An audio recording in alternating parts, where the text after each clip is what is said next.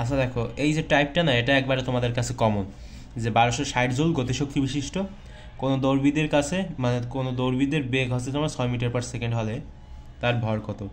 তো এটা আমাদের কাছে জানতে চাইছে কি, ভর বের করতে বলছে। তো দেখো এখানে গতিশক্তি দেওয়া আছে, বেগ দেওয়া আছে। তো গতিশক্তি কে সমান সমান আমরা সবাই জানি হাফ mv²।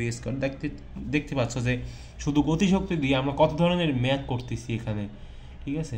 তো সেই বিষয়ে তোমাদের খুব সতর্ক হতে হবে যে এই যে গতিশক্তির যে সূত্রটা, এটা খুবই গুরুত্বপূর্ণ এবং যে কোনো সময় তোমাদেরও এসে যেতে পারে। তো করতে থাকো। দেখো হাফ mv² নাকি, তো এখান থেকে আমরা এখন কি করতে পারি, আমরা যেটা করতে পারি সেটা হচ্ছে এম এর মান বের করতে হবে আমাদের, ঠিক আছে। তো কি করতে পারি, শুধু আমি এক কথা রিপিট করতেছি, তোমাদের কাছে বিরক্ত লাগতে পারে, সেজন্য আমি খুবই খুবই আন্তরিকভাবে দুঃখবোধ করতেছি। এখানে কি হবে, এখানে হবে তোমার mv²। তো এখান থেকে এম সমান সমান আমরা লিখতে পারি কি বাই 2e এটা লিখতে পারি। এরপর নিচে হবে কি, নিচে হবে তোমার v², ঠিক আছে। এখন মানগুলো উঠিয়ে দাও, যে 2 গুণ 1260 জুল, জুল লিখতে পারো, ক্যালকুলেশন করবো, লেখার দরকার নেই।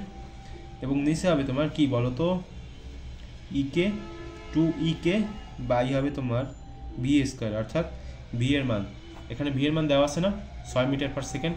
তো এই যে 6-এর উপর স্কোয়ার দাও, তাহলে খেলা শেষ। কত আসে দেখো, ক্যালকুলেশন করো আর কি, সাধারণ ক্যালকুলেশন। ভগ্নাংশ দাও, 2 গুণ 1260 নিচে হবে তোমার কত, 6-এর উপর স্কোয়ার, দেখো কত আসে 70। তো এই যে 70 মানে এই যে তোমার 70, এটা হচ্ছে আমাদের অ্যান্সার, ঠিক আছে, 70 কেজি।